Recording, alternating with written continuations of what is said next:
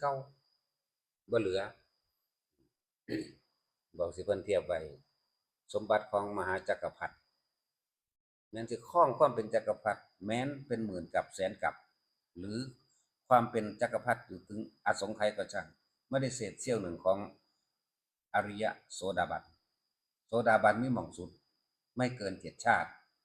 เห็นบ่ล่ะจักรพรรดิหาหม่องสุดบ่ได้เด้ถ้าบ่แหวกออกมาจากความ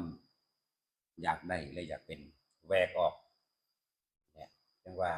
สิ่งที่ประเสริฐสูงสุดก็คือคำสอนของพระพุทธเจ้าเด้อแต่ละคนแต่ว่าธรรมะมันแปลฟุ้งซ่านไปหลายอย่างสิ่งที่ประเสริฐสูงสุดคือคำจริงของพระพุทธเจ้าจังว่าคนที่เฮาฮักจงพยายามเอาสิ่งที่ประเสริฐสูงสุดให้เพิ่นเพิ่นสิรับบ่รับก็เป็นเรื่องของเพิ่นก็คือธรรมะคำสอนอันนี้เองบอกความจริงบ่ว่าพ่อบ่ว่าแม่ให้ส่วนเพิ่นสิรับได้บ่รับได้ก็เรื่องของเพิ่นฮักลูกก็เอาธรรมะนั่นล่ะให้เขาฮักหลานหรือฮักไผก็แล้วแต่ในญาติพี่น้องหมู่พวกเพื่อนฝูงทั้งหลายแล้วบุคคลเป็นที่รักทางกามราคะก็ช่างถ้าเฮารู้เฮาเห็นแล้วเฮาก็พยายามแนะตัวนี้ต่อไปเอาความรักความพอใจในกามกันนั่นแหละมาเป็นเครื่องรอเพื่อให้เขาถึงความสูงสุดคือเฮาสิฮักกันเพียงใดก็ช่างกอดกันอยู่มันก็ตายจากกันนี่จะให้สำนึกสำเนียกตัวนี้เอาไว้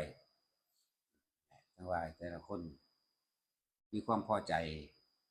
ในการสิได้ยินได้ฟังธรรมเด้อบอกว่านัตถิฉันทัสสะหานิ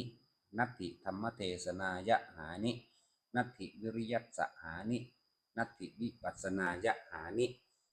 นัตถิสมาธิทัสสะหานินัตถิวิมุตติยาหานิมีความพอใจ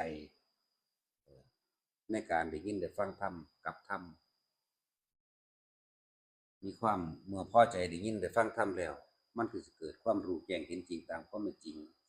วิปัสสนาเห็นว่าสันตาเหตุให้จิตตั้งมั่นเมื่อจิตตั้งมั่นดีแล้วมันบ่หวั่นไหวแล้วมันบ่ปรารถนาเอาอย่าง